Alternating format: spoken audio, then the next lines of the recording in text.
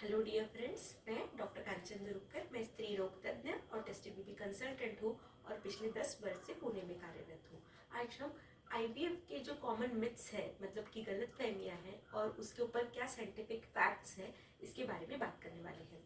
So common IVF में जो एक मिथ होता है कि फीमेल्स में ही इनफर्टिलिटी होने की वजह से या फिर जो लेडी है उनमें ही प्रॉब्लम होने की वजह से प्रेगनेंसी जो है वो नहीं रह रही है। तो ये बहुत ही बड़ा मिथ है।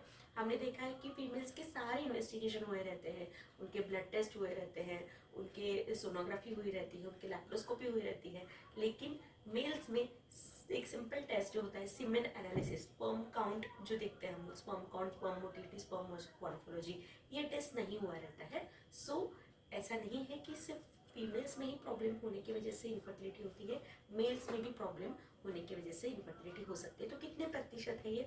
तो फीमेल्स में 30 to 40% कॉज रह सकता है इनफर्टिलिटी।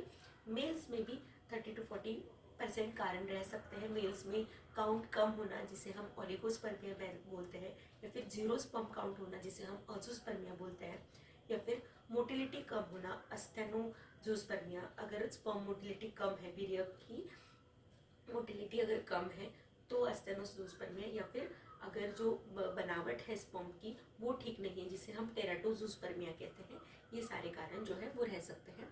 इसके अलावा कभी कभी इरेक्टाइल डिस्फंक्शन रह सकते हैं, या फिर रिट्रोग्रेड इजैकुलेशन। ये सारे जो प्रॉब्लम्स है वो पुरुषों में प्रॉब्लम्स होने की वजह से जो वैधत्व कपल में रह सकता है। तो आईवीएफ जो ट्रीटमेंट है वो सिर्फ फीमेल का ही ट्रीटमेंट नहीं है, ये एक कपल का, हस्बैंड वाइफ दोनों का ही ट्रीटमेंट होता है, जिसमें हम दोनों की ही प्रॉब्लम्स जो है वो डील करते हैं और उन्हें ट्रीट करने का कोशिश करते हैं। So it is not only a female problem.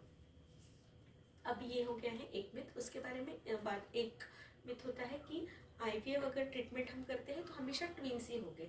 तो ऐसा बिल्कुल नहीं है। अगर हम आईवीएफ करते हैं तो कितने परसेंट चांसेस होते हैं? तो अगर हम 5वें दिन के अगर 2 एम्ब्रियोज हम ट्रांसफ़र करते हैं तो अराउंड एक 30 to 40% चांसेस होते हैं ट्विंस आपको होने के, मतलब 2 बेबीज जो आप कंज्यूम करने के चांसेस जो है वो 30 to 40% होते हैं। अब अगर आपको लगता है कि नहीं, हम ट्विंस के लिए प्रिपेयर नहीं है या फिर हमें ट्विंस नहीं चाहिए, तो you can go for single embryo transfer, जिसे हम सिंगल एम्ब्रियो ट्रांसफ़र ऐसा बोलते हैं। या फिर अगर आपका जो एम्ब्रियो है वो एम्ब्रियो बायोप्सी हुआ है, जिसे हम पीजीटीए ऐसा कहते हैं, तो अगर ये पीजीटीए आपका हुआ है तो हम सिंगल एम्ब्रियो के लिए ही जाते हैं, क्योंकि उसका सक्सेस रेट जो है वो बहुत ज़्यादा होता है। सो आपको अगर लगता है कि ट्विंस नहीं चाहिए तो आप सिंगल एम्ब्रियो ट्रांसफ़र के लिए जा सकते हो, लेकिन 2 एम्ब्रियो ट्रांसफ़र होने के बाद 100% आपको ट्विंस रहेगा ऐसा ज़रूरी नहीं है। हाँ, उसका जो सक्सेस रेट है वो 70 to 80% है। ट्विंस रहने का चांसेस अराउंड 30% होता है। सो ये एक कॉमन मिथ है। उसके बाद में एक और कॉमन मिथ है, गलतफहमी है कि आईवीएफ जो है उसमें हमें 100% सक्सेस मिल सकता है, तो हम 100% हमें गारंटी मिल सकती है। तो ये भी एक मिथ है। हाँ, आईवीएफ जो है वो हमें सक्सेस अच्छा दे सकता है। इसका सक्सेस रेट जो है वो, अगर हम सारे न्यूअर एडवांसेस अगर यूज़ करते हैं, जैसे कि ICSI, हम ICSI टेक्नोलॉजी हम यूज़ करते हैं, लेज़र असिस्टेड हैचिंग यूज़ करते हैं, फ्रोजन एम्ब्रियो ट्रांसफ़र, अगर ये सारी टेक्नोलॉजीज़ यूज़ करते हैं तो इसका सक्सेस रेट जो है वो 70 to 80% होता है। मेनली एज जो है कपल का, मतलब हस्बैंड और वाइफ का जो एज है, इसके ऊपर भी आईवीएफ का सक्सेस रेट जो है वो बहुत ज़्यादा डिपेंड करता है, मैटर करता है। सो ये हो गया है सक्सेस रेट के बारे में। 100% नहीं है। लेकिन 70 to 80% ज़रूर ये रिसेंट एडवांसेस जो मैंने बोले उसके साथ ये आईवीएफ का सक्सेस रेट होता है।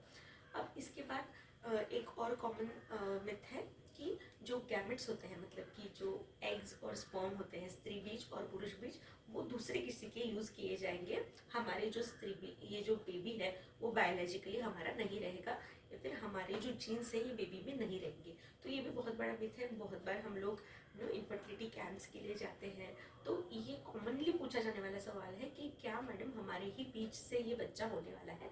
तो ऑफकोर्स आपके खुद के ही बीच से ये बच्चा जो है वो हो सकता है। आपके प्रॉब्लम के ऊपर डिपेंड करता है।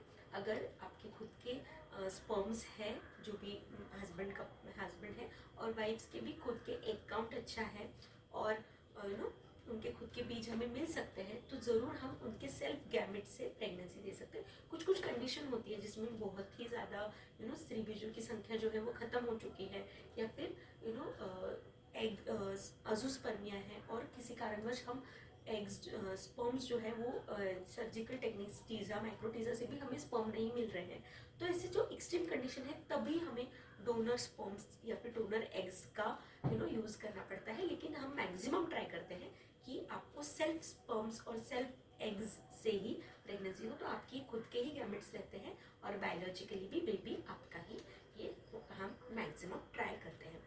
अब ये एक कॉमन मिथ जो हमने बस किया इसमें। इसके अलावा और क्या मिथ हो सकता है? सो आईवीएफ ट्रीटमेंट में हम सेक्स सिलेक्ट कर सकते हैं। सो ये भी एक कॉमन मिथ है कि हम बेबी गर्ल या बेबी बॉय जो है वो सिलेक्ट कर सकते हैं, ऐसा नहीं है।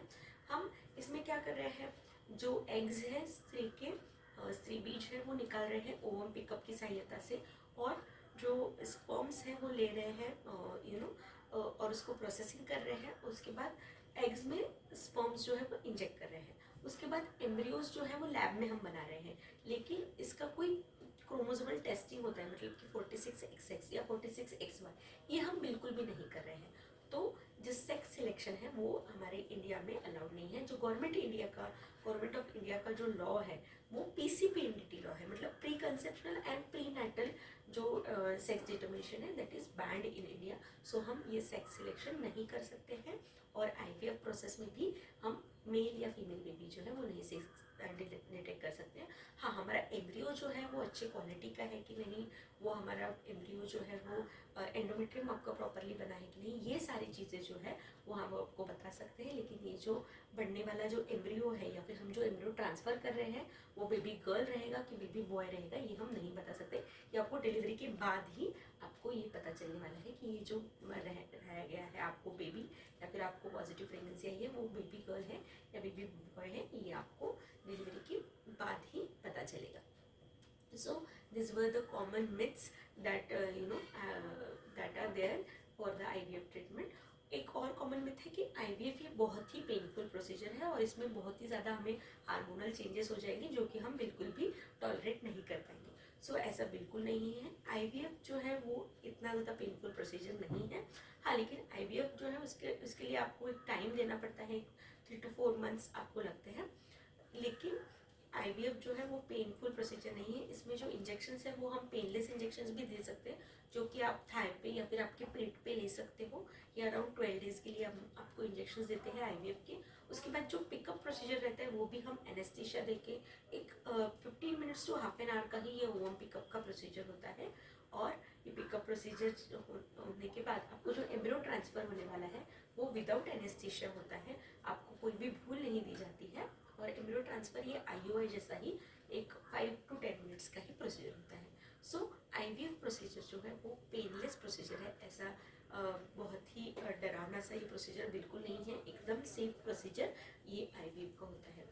सो ये कुछ कॉमन मिथ्स हैं, कुछ गलतफहमियाँ हैं IVF ट्रीटमेंट के बारे में, जो कि हमने आज यहाँ पे उसके ऊपर कुछ जो साइंटिफिक फैक्ट्स हैं वो आज हमने यहाँ पे डिस्कस किए। आई होप ये जो वीडियो है वो आपको इन्फॉर्मेटिव लगा हो, और भी कोई आपके दिमाग में होगा कि ये चीज़ें हैं जो हमें सुनने में आई है IVF के बारे में, तो वो आप ज़रूर हमें बता सकते हो, हमारे कमेंट बॉक्स में आप लिख सकते हो कि ये क्या ये चीज़ें हैं जो साइंटिफिकली प्रूवन है क्या।